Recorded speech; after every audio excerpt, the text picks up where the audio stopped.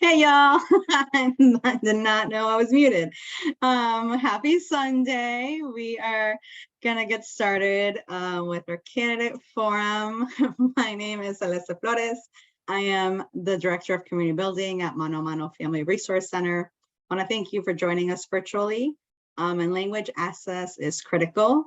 So we have Spanish interpretation today, and now I'll be welcoming and giving instructions in Spanish to them, and then I will come back and speak in English. So, buenas tardes a todos. Mi nombre es Celeste Flores y estoy con Mano a Mano, y muchas gracias por estar aquí con nosotros. Hoy en día vamos a tener interpretación en español. So, lo que tienen que hacer es donde ven que dice participants, share screen, raise hand, record, and interpretation, van a agarrar ese globito que dice interpretation, y cuando le hacen el clic van a ver que pueden escoger escuchar en English, Spanish, y también tienen la opción de hacer el mute original audio, que va a querer decir que no va a escuchar nada en español, solamente en inglés. Y si por alguna razón tienen algún problema con el español, pueden hacer el raise hand, pero va a estar Patricia hablando en español para ustedes si agarran el globito. So thanks everyone for being here. I was just saying that if you click on the globe, you can pick the language you want to listen in. So we have English, Spanish, and you can also, if you're in the Spanish channel, you can also mute the original audio so you would not hear anything that's being said in English. So we wanted to make sure people felt comfortable and knew how to do that. You know, language access is critical. In Lake County, the Hispanic Latino population makes up 25% of the population, and Mano a Mano's mission is to empower immigrant families to become full participants in their community. 95% of our community members that we serve are Spanish speakers. Lake County is a community made up of many groups where English is not their native or preferred language. And because of the members we serve, we advocate and help assure language access in Spanish. But the committee recognizes that there are other languages community members would like to access. And if you have the capacity, we invite you to join us in future forum planning. And if you don't, reach out and perhaps we can find a solution together to gain language access in another language. And now you will hear from the NAACP of Lake County. Thank you so much, Celeste. And greetings to all of my partners and colleagues, but especially greetings to candidates, Mr. O'Brien and Mr. Karner. We're so pleased to have you here today.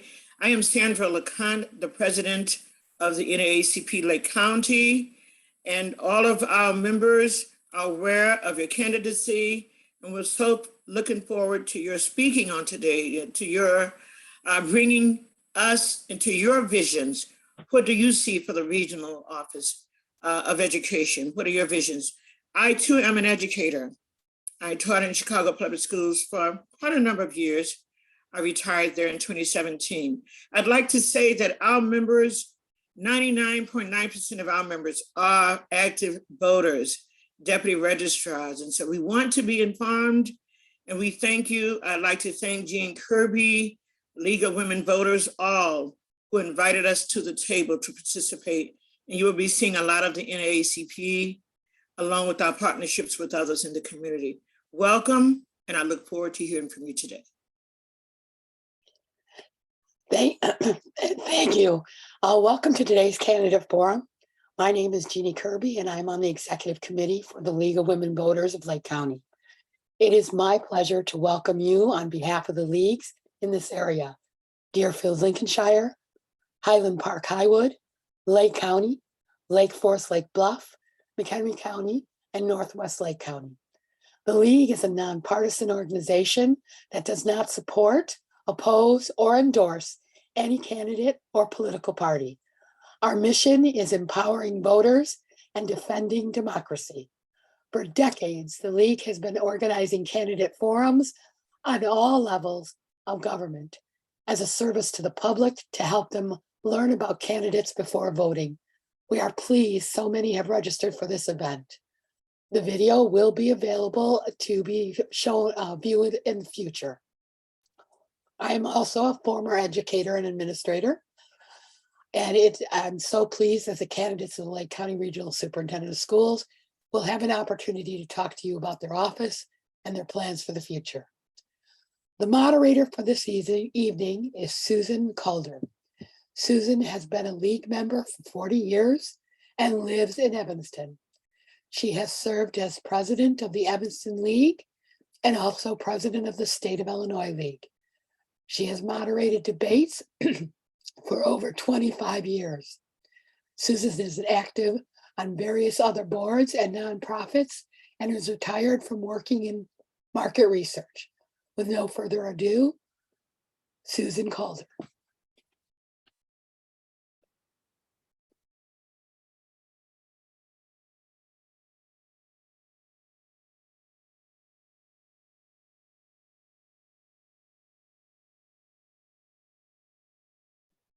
And a very warm welcome to our candidates for coming to the forum.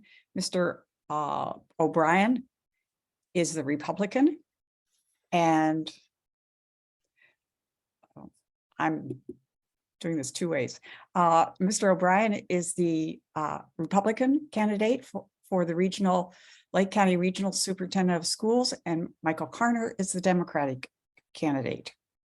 The rules for today's forum are pretty simple. The candidates have opening and closing statements, and they will have 1.5 minutes to make those statements. And we're going to start in alphabetical order. So for the opening statements, Mr. Karner will start. And then for the closing statement, we're going to reverse the order and Mr. O'Brien will start. After the opening statements, I will pose the questions that have been submitted from the audience, and you have 1.5 minutes to answer those questions as well. There are timers available, and they will alert you when you have 1 minute left to go in your statement, 30 seconds left, and then there's a big red stop sign that comes on when your time is up. So I think that's all I have to say about the rules and regulations of today's event. So, Mr. Karner, you have 1.5 minutes to make an opening statement. Good afternoon. Thank you for attending today's forum. My name is Dr. Michael Karner, and I am currently the Regional Superintendent of Schools for Lake County.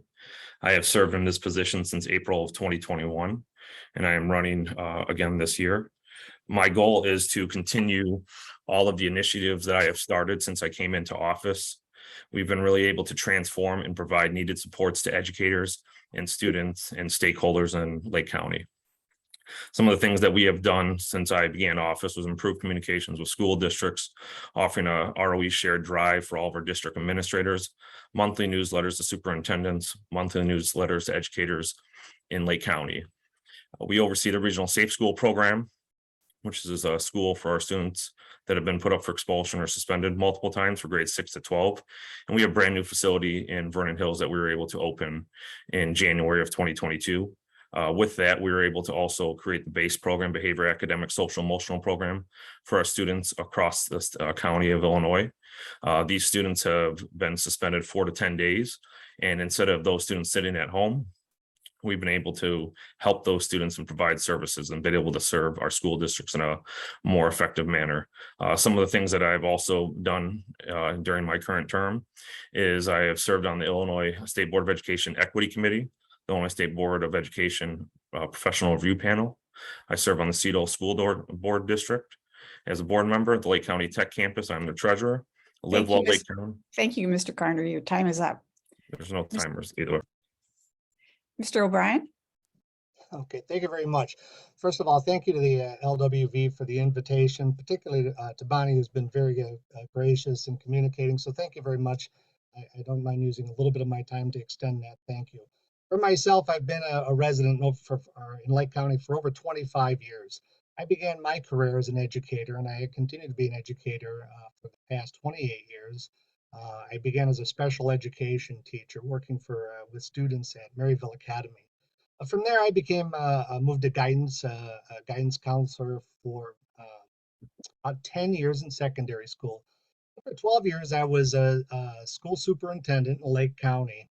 And I currently am working also at Northeastern Illinois University at the Educational Foundations Department, working with future teachers. So I'm very excited about the opportunity to run for the Lake County Regional Superintendent of Schools.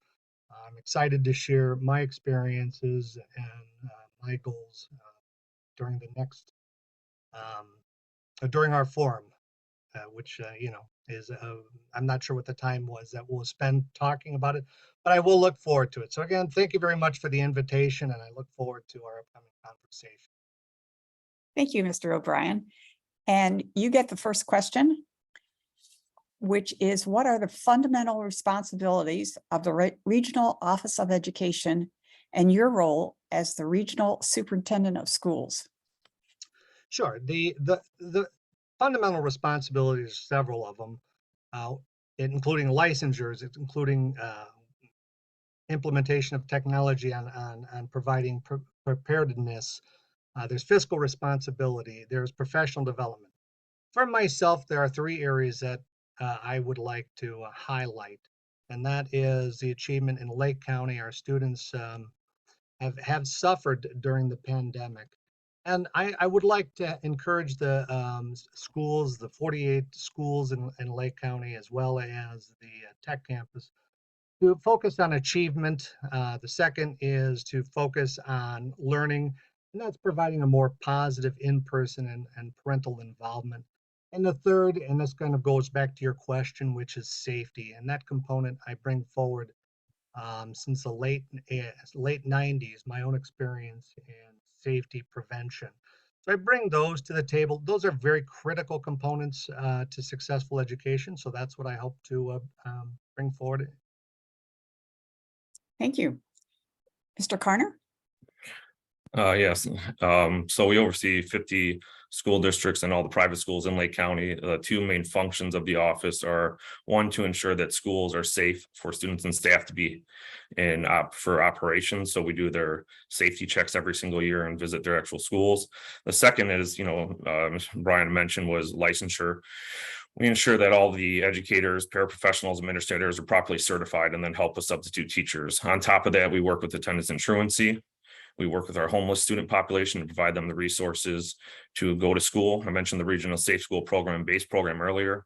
On top of that, we do provide numerous professional development for in-training for administrators and teacher evaluations. On top of that, we provide work permits and age certificates. We are a arm of the Illinois State Board of Education.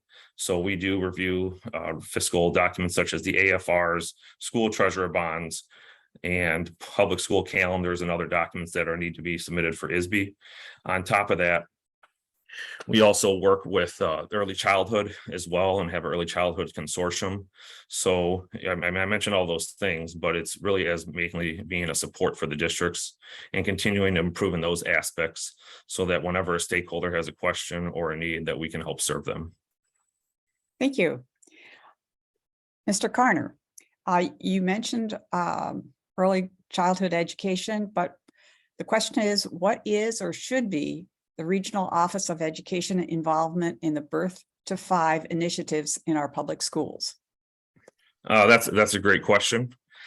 So I'm starting a Birth to 5 initiative that I'm rolling out in October, and it's going to be for countywide, so that wherever a family has a child at any hospital in the county of Lake, they will receive a card and then go to our website and be put up in contact with all of our local school districts, so that our school districts can then provide them information. We will then make sure that they have home-based visiting parent programs, and also another tiered service such that they can have early intervention services as needed.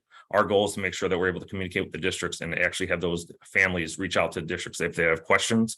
I also serve on the Birth to 5 Action Council, our early childhood network, and the Live Well. So our goal should be to assist all of our 0 to 5 children and ensure that they're ready and successful to go to their elementary school / preschool.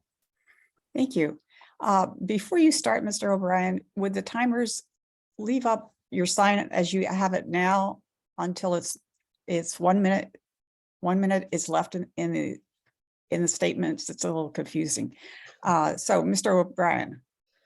Yeah, and I could probably pick up on the 30 if they want to do that, if it's easier. I'm very comfortable with it. I can kind of glance at it with an eye. But so to answer, to kind of go back, as I mentioned, I began my career in special education. So between 0 and 2 is a very important time for early intervention for any students that may have early developmental issues, special education, and working with students.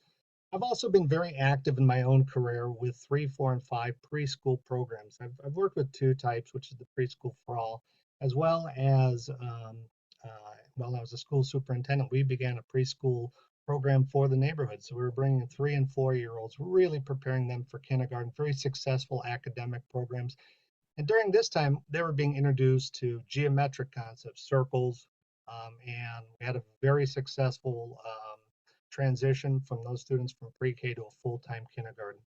So I think that's a very critical age and very important age to begin exposing students to academic components, particularly those proven components such as geometric concepts, letters, colors, and things of that nature that I think we're all comfortable working at home and supporting our 3, 4, and 5 years old. And then the last part is special education, is the early childhood and working with developmental delays, or speech therapy, or if there's any diagnosed disability, and supporting those students to be successful when they reach kindergarten. So, thank you. Thank you. Mr. O'Brien, this is the, you are the first person for this next question.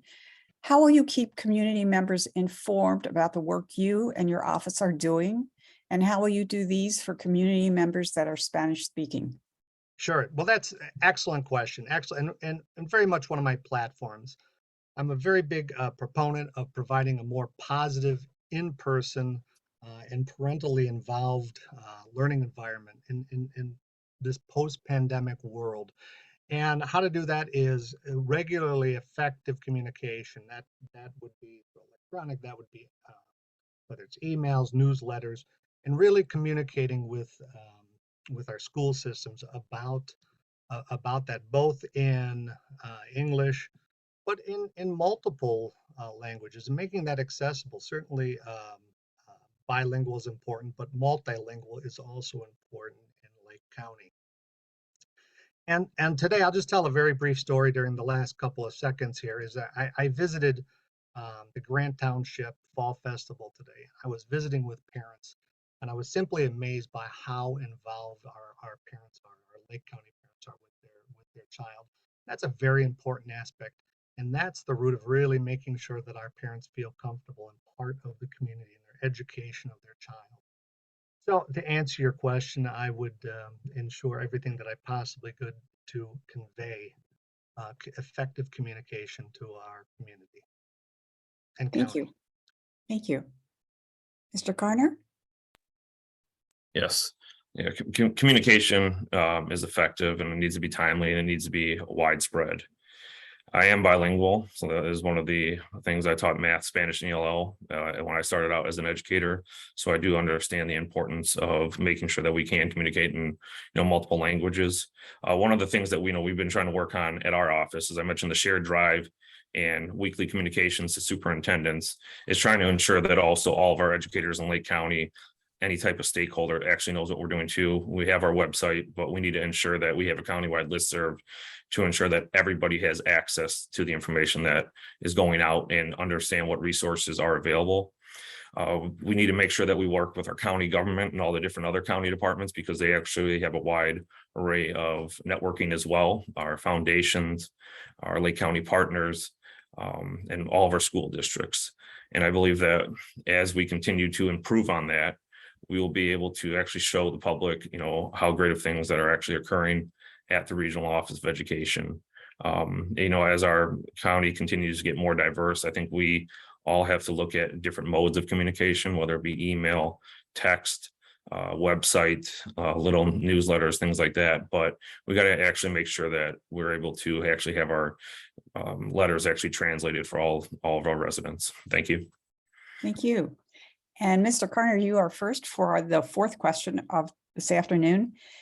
The question is, considering the current parental challenges to our public schools now, how can the regional superintendent support school administration?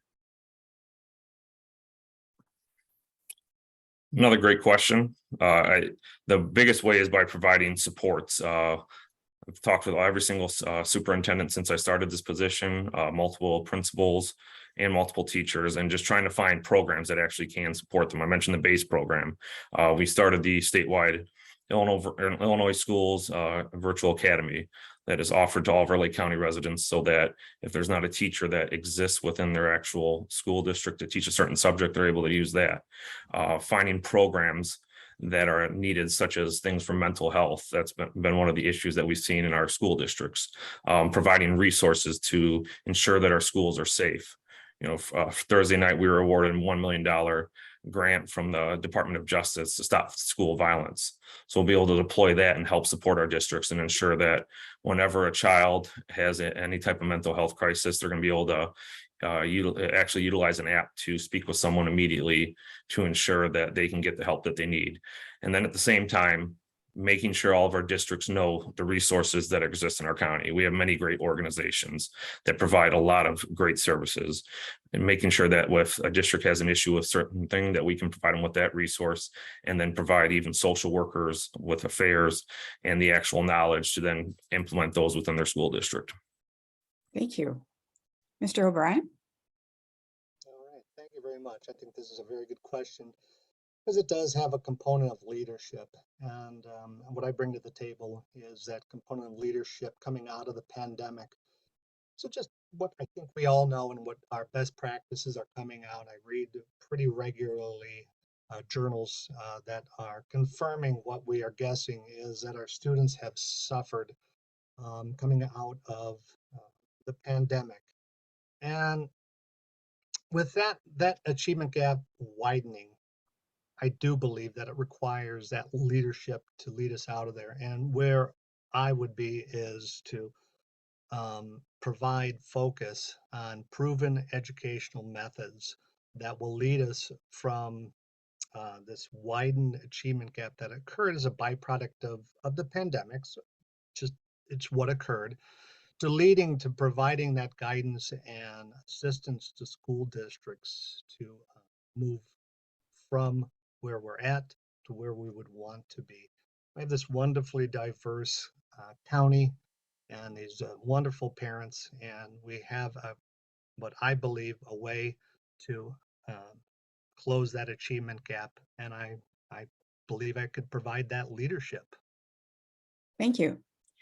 And Mr. O'Brien, you get the fifth question first. And you've both talked about health issues, but this one is pretty specific. As part of the health life safety responsibility, what emergency steps are or should be in place in case of a freight train accident with toxic fumes, since many schools are within 1 mile of a train track? Of course, really good question. And any type of emergency requires an articulated plan, a communicated plan with all the agencies.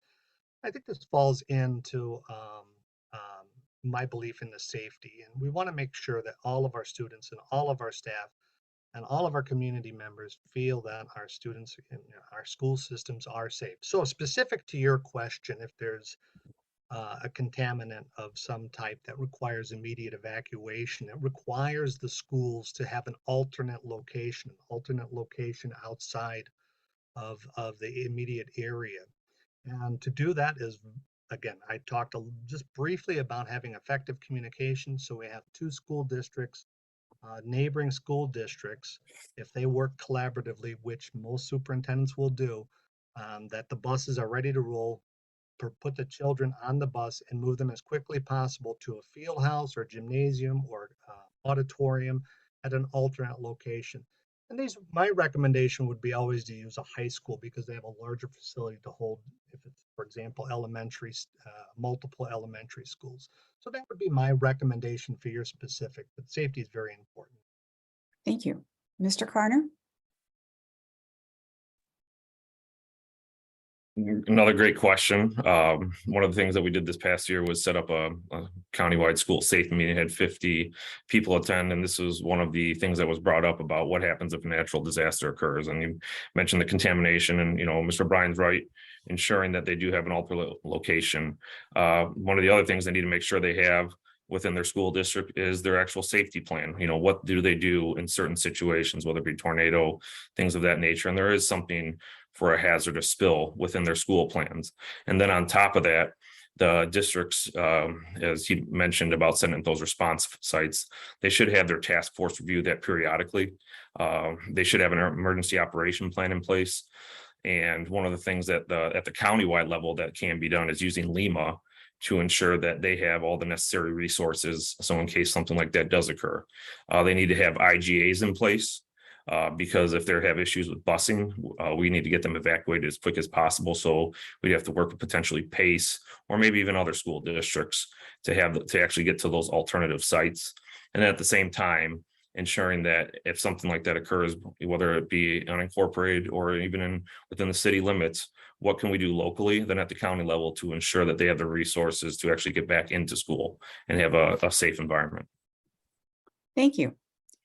Mr. Karner, you are first for the 6th question.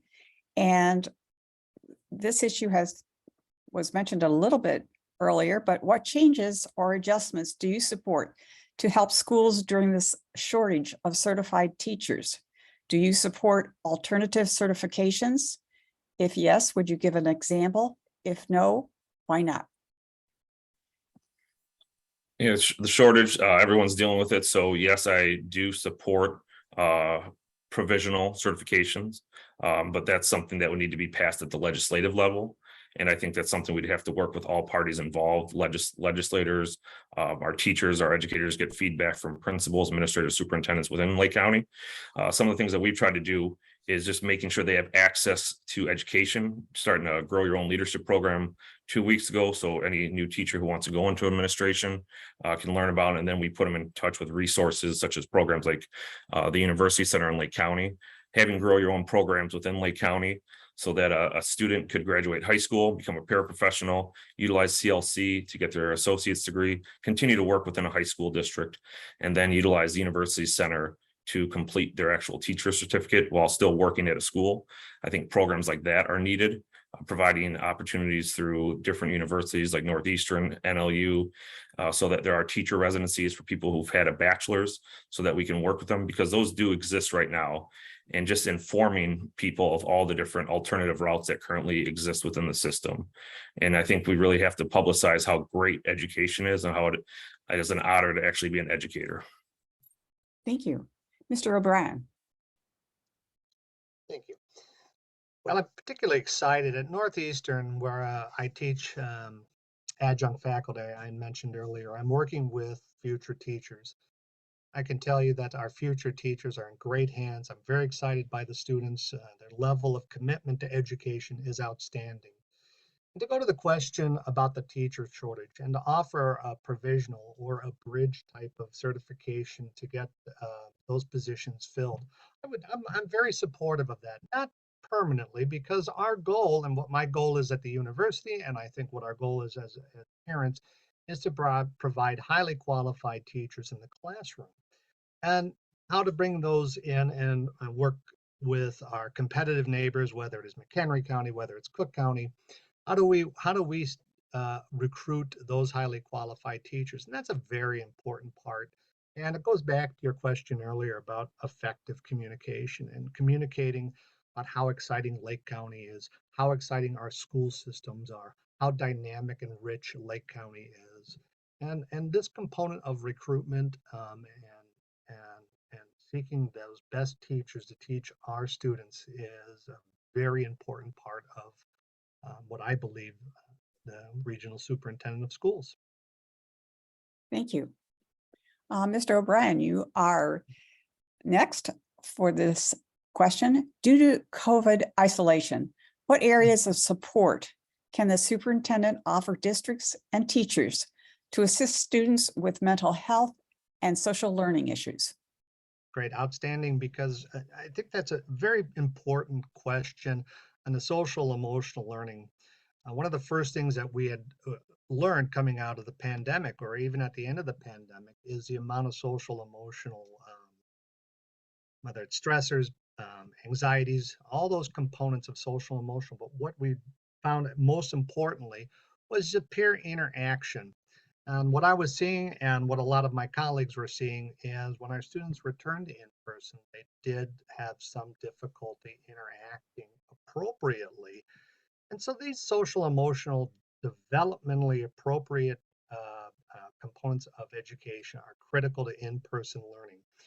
So to go to your question specifically is to provide that professional development, available professional development for our support staff. Those might be guidance counselors, those might be social workers, those might be school psychologists, as well as working with our teachers who will be my recommendation to focus on proven educational curriculum. So we're addressing both the social emotional achievement or gap as well as the academic achievement gap.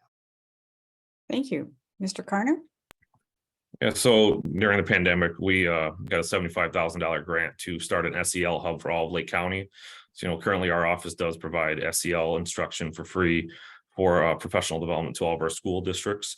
Another great thing, I mentioned that $1 million grant, where we're able to actually have that app for all of our school districts in Lake County to have students utilized it's an anonymous reporting system. It provides mental health counseling, things like that. On top of that, being able to provide resources to our school districts by working with the social workers, guidance counselors, things of that nature to ensure that they know what different organizations that we have here in Lake County that can help support within their community, and at the same time provide those resources to students. And with regards to SEO, a lot of our school districts have begun to implement that during the past 2 years. They've done a great job, but what we're finding out is that they still need more resources. And as a regional superintendent, it is our duty to find those resources and find grants available so that we can help all of our students in Lake County, and by providing those school districts with that. Thank you. The next question, Mr. Karner, is what changes do you see for educational services in the age of technology? Yeah, well, I started out in my opening introduction about mentoring the Illinois Schools Virtual Academy. So that is an initiative I took on because the one was closing in the state, and the pandemic, if anything, it showed us that all students learn differently. I'm a huge proponent of in-person instruction, but there are students who need virtual as well. There's people who have homebound hospital medical issues, anxiety. So I felt that we needed to keep that open. So I reimagined that and restarted that and got that approved by ISB, so that if any district utilizes that for a student for course, they can actually get reimbursed by the General Assembly. So I think as we continue to look into the future, we talk about shortages before. How we're going to be able to offer courses if we don't have certain teachers. ISB has the foreign language rule going into effect 28-29. So my goal is to continue to find ways to offer American Sign Language, Mandarin, Latin, Italian, things like that, so our districts can actually utilize those within those schools, and at the same time find more ways to offer career technical education. It's really important that we focus on college and career, and we're always providing districts with a way to offer these courses so that students can continue to thrive. Thank you. Mr. O'Brien. Thank you. So a little bit about myself. At the university, one of the classes I teach is technology in the classroom for both undergraduate and graduate students. Conversation is, how do we use technology as an effective tool in-person learning?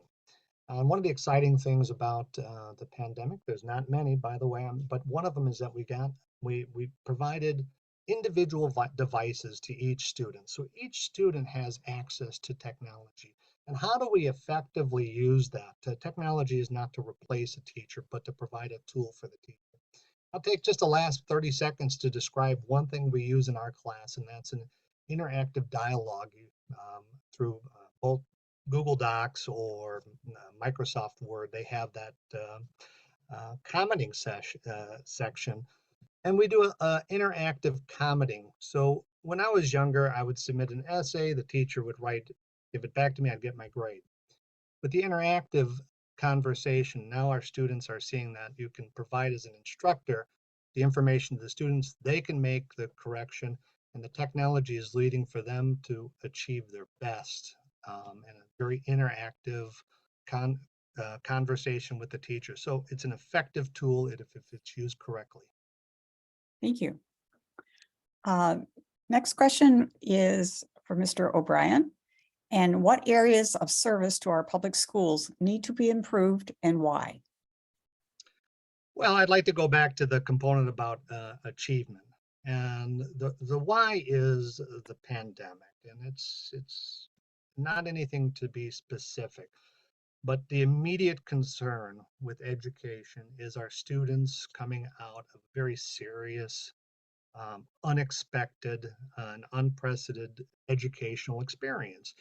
And the byproduct of it, and what we're learning very quickly through research, is the achievement gap may have caused almost at the 5 years of recovery. And with that, there is a road to recovery. And the recovery is to focus on proven educational methods. And that will reduce that achievement gap. And that is the most important issue. Safety is also very important, but the one that we really can solve an immediate concern is to focus on achievement, and I'm sure we'll talk about safety, so I'll use that at a future answer. So I think that hopefully answers your question. Thank you. Mr. Karner?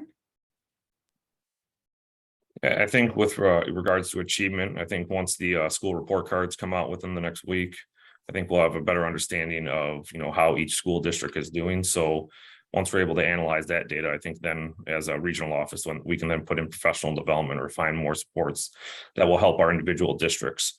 I mentioned the ISB State Equity Committee and the PRP panel. One, I think it's always to continue to ensure that we are a diverse county, ensuring that we are offering equitable education to all of our students. So that is, I think, one first and foremost. And then second, we talk about PRP panel, making sure that's evidence-based funding that our schools received. So that's ensuring that the state is actually providing them the state funding that they have promised over the past few years, and ensuring that our districts are receiving those funds so that they can improve instruction at the local level. And then school safety, I think we need to work to get legislation and work with the State Board of Education to ensure that some of our districts that do have older facilities, they're able to update those entrances and actually put in the tools that can help protect them with regards to those secured entrances, potential cameras if needed. We really need to update some of them as they continue to get older. Thank you. And now we'll go to closing statements. Mr. O'Brien, you have 1.5 minutes to tell us your last thoughts. All right. Well, thank you very much. So I just to return back to the 3 areas that I discussed, which is our achievement, learning in person, and parental involvement, and safety. Those are the 3 areas that I find the most important. We didn't talk too much about safety. I would like to expand more on that. Hopefully there's some time after if there are some question answers, but you can visit my website, which is terryobrien.com, to learn a little bit more on that. But I would like to certainly share my gratitude and thanks to the LWV for the invitation today and the opportunity to express some of my own experiences as well as my leadership abilities as I run for the Lake County Regional Superintendent of Schools. So thank you very much. Thank you. Mr. Karner. I started back in April of 2021. I was honored to be appointed in this position. I have loved my job every day since. My biggest thing has been since I've started is provide access and opportunity to all Lake County for all of our students, our educators, all stakeholders. And what that means is this. Everybody knows we've talked about how diverse Lake County is. We know that some school districts are funded better than others, but it's to ensure that everybody has the opportunity to actually access the resources that exist, because some might be able to provide this professional development, others might not. So it's our job to then ensure that everybody has that opportunity. I've mentioned a lot of the things that have been done since I started in this office. We really transformed it. We had an Educator of the Year ceremony last year that honored all of our educators, paraprofessionals, every single position. Had a Lake County Job Fair, had a school safety conference for the first time ever, first ever countywide institute. We're able to get supplies donated to ensure that our schools were safe to be operable with regards to micro kill wipes and things of that nature. I'm hoping that you'll see these accomplishments and understand that if reelected, I will have this ROE as the top ROE in the state within the next 2 years. And we will be leading the state of Illinois with these initiatives such as the IVSA and just looking out to run office. Thank you. Thank you. And in closing, I'd like to thank all of our audience people for joining us this afternoon. A video of this event will be on the websites and social media sites of the sponsoring organizations. You can also find out more information about the election on the illinoisvoters.org, or go to the League of Women Voters of Illinois website where you can also find that. If you are not registered to vote, please do so, and you can do that online or in person. And also, if you're not registered and you go to vote in person, you can register at that time. I encourage you all to vote in this election, and you have 3 choices. You can vote by mail, early voting in person at selected locations, and finally, on election day, November 8th, a Tuesday, from 6 a.m. to 7 p.m. Because there's a lot of different times and dates involved with registration and early voting, I encourage you to go to the website of the Lake County Elections Clerk to figure out what options are available to you.